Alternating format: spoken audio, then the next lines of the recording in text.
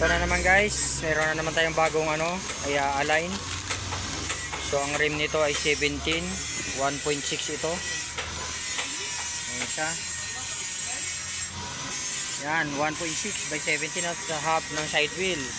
So mga old model ito kasi mahaba na. So old model ito guys. So ang align na gagawin lang natin dito ay pamaypay Ang gamit nating spoke nga pala ay 8x184. Ang brand is Gibeon. So yun yung iniwan ng may-ari sa atin. So yan guys, let's go.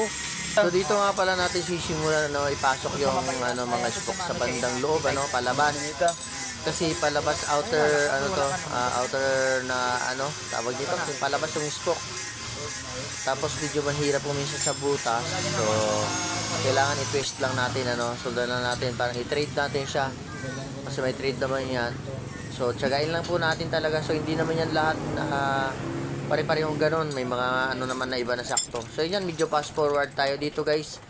Sana wag kayong maboboring manood So ito, magsasalita na lang ako. Medyo mahirap nga pala ito sa i-align, i-assemble pala I mean.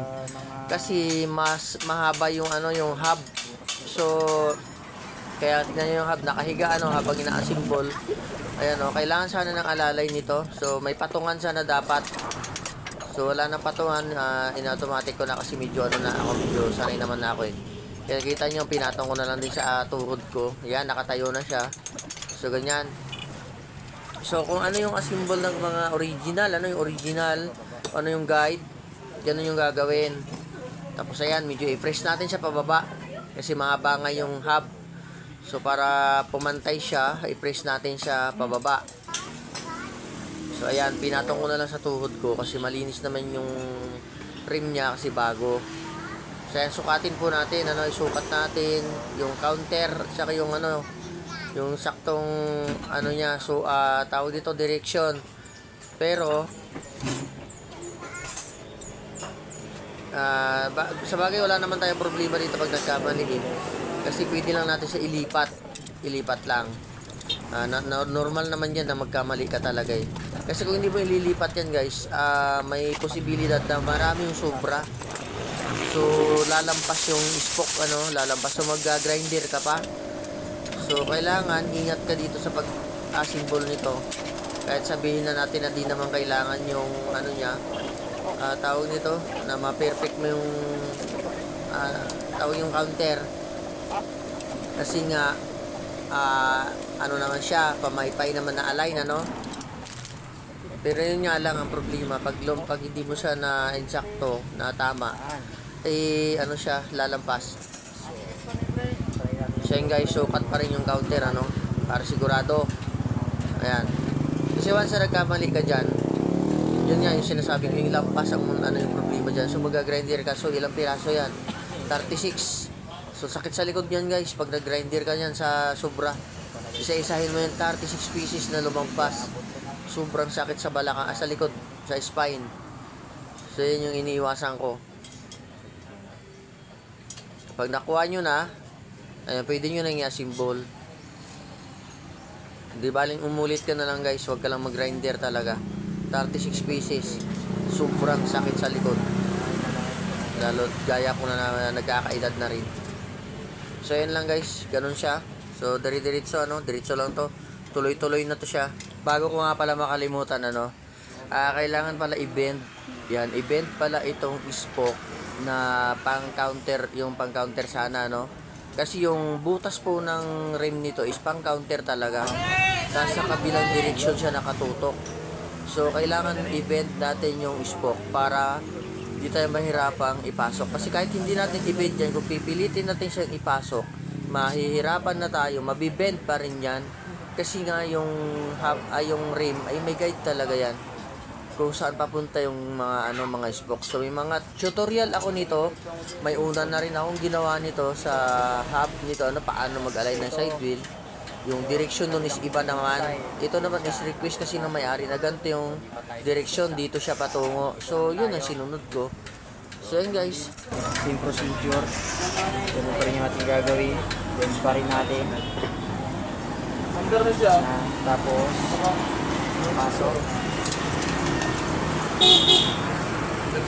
siya. Kailangan natin down twist. So yan guys, pumasok yung una. So good, very diretso na to. Piyaga. Joke ito na yun na. Oh, di ba? Oh. Okay guys. Okay, so yun na. Salang na natin kasi lubat na yung mic ko. Ang mic ko pala, wala na. Nag-warning na. So manual, sisigaw ako mamaya nito. Kailangan sumigaw lubat na yung mic. So yun na siya. See?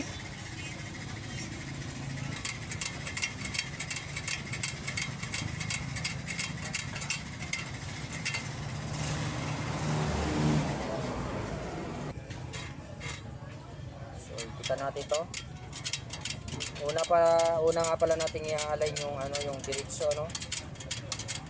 Diretso, yung original talaga. Una natin i-align. Saka na to naka-bend. So dapat ma-align muna siya dito sa diretso.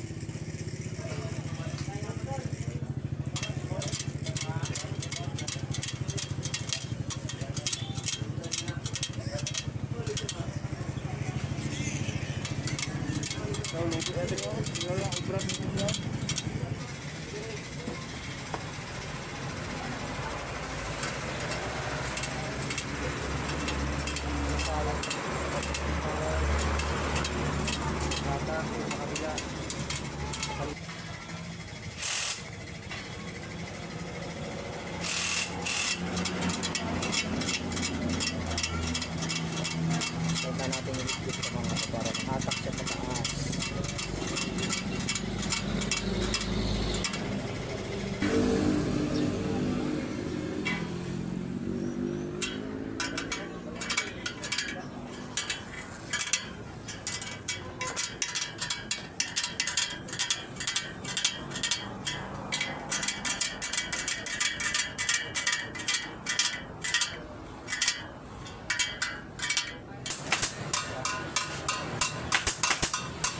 Dito naman na part, kailangan natin siyang pukpukin para lapat na lapat siya, no? Kasi nga side wheel ito, so medyo may posibilidad na mabilis maputol pag hindi natin siya nilapat na insakto, no? So kailangan natin siyang pukpukin. So ito guys, malapit na to matapos. So tsaga-tsaga na lang guys, at salamat nakarating ka sa part na to. Yun, no? Another video na naman tayo guys. Tawag dito is pamaypay. Buwagol yung konti ko.